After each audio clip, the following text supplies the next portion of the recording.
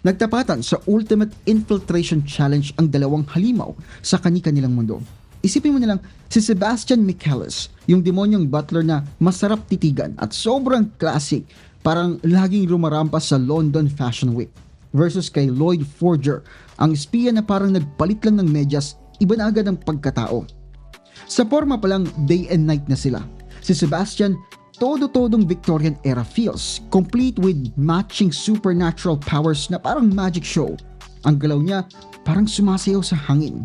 Tapos si Lloyd naman, high-tech ang labanan. Mga gadgets na parang galing sa James Bond, plus mind games na siguradong mapapa-facepalm ka sa sobrang galing. Tapos yung pagpapalit ng identity, parang nagre-reboot lang ng computer. Ibang-iba talaga. Pagdating naman sa efficiency, parehong level up sila. Si Sebastian kasi dahil nga isang demonyong butler, imagine butler na may powers, super bilis at super lakas niya.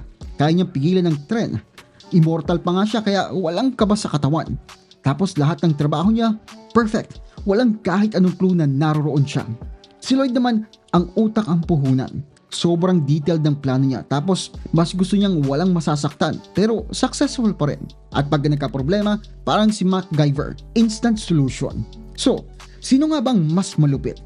Well, pag high society ang target, si Sebastian ang hari. Yung charm niya at yung powers niya, siguradong walang makakatanggi.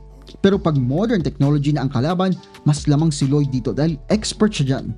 Pero in general, mas lamang si Sebastian dahil nga sa sobrang lakas niya at flawless execution niya.